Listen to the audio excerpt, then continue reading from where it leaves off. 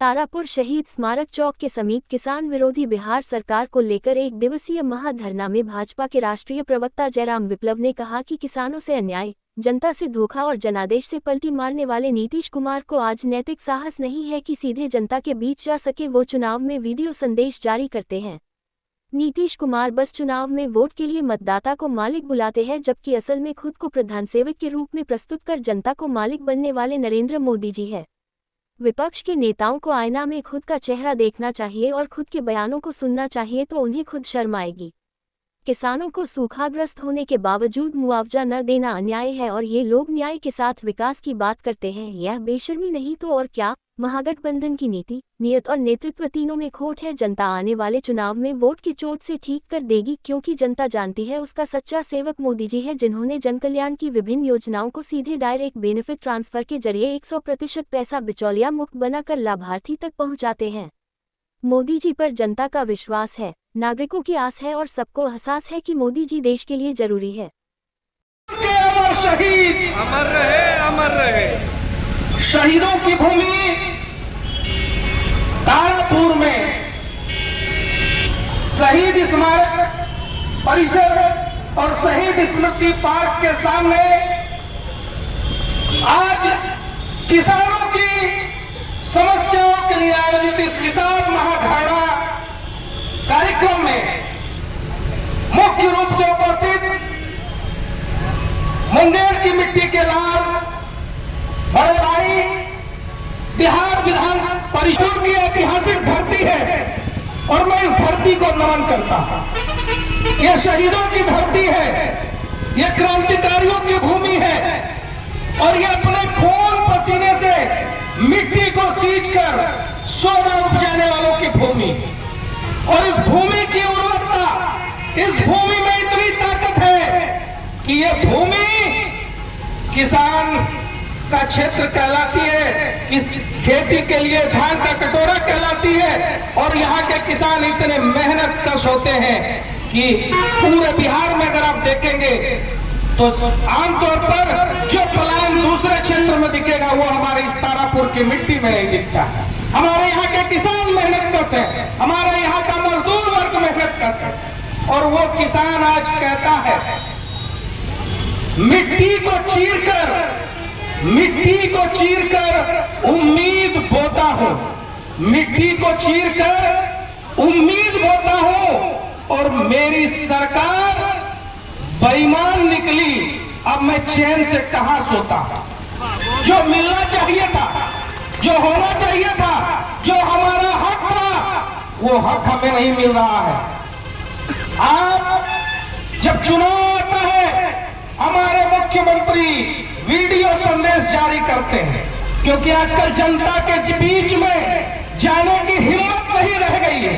उनको मालूम है जहां भी जाएंगे विरोध का सामना करना पड़ेगा, क्योंकि लोगों ने सुशासन के लिए वोट दिया था, लोगों ने नरेंद्र भाई मोदी जी के नेतृत्व में आपको 2020 में वोट दिया था और मात्र 43 सीट आने पर भी आपको मुख्यमंत्री बनाया था।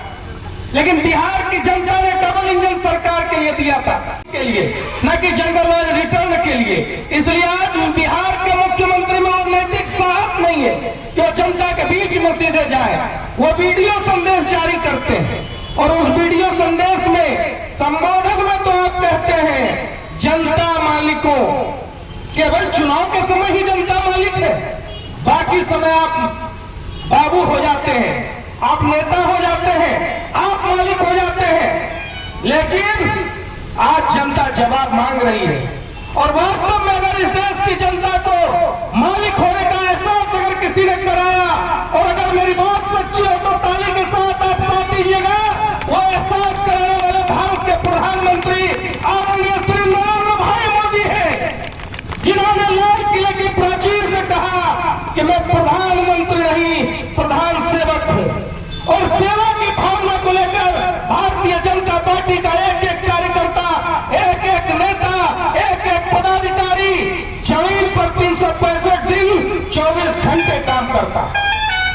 साथियों, कब तक हमारी सरकार थी और जब तक हमारी सरकार थी उस सरकार में शामिल मंत्री जी यहां बैठे हैं। सरकार पलटने से घंटे भर पहले भी हमारे मंत्री अपने अपने कार्य क्षेत्र में डटे हुए थे और सरकार का काम कर रहे थे, जनता को राहत पहुंचाने का काम कर रहे थे।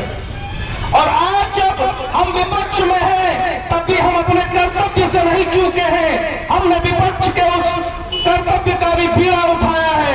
हमको मालूम है, हमको एक मजबूत विपक्ष के नाते आज बिहार में सरकार को आईना दिखाते रहना है। इसीलिए आप देखिए, सत्ता का सुख भोगने वाले लोग अपने अपने महलों में बैठे हैं, लेकिन आज भी हमारे नेता जमीन पर उतरे हुए हैं, जनता के बीच में है और हम सब लोग मिलकर यहाँ लड़ाई लड़ रहे हैं उन किसानों की, जिनके साथ इस घोर अन्याय को, इस घोर भेदभाव को मिटाना है।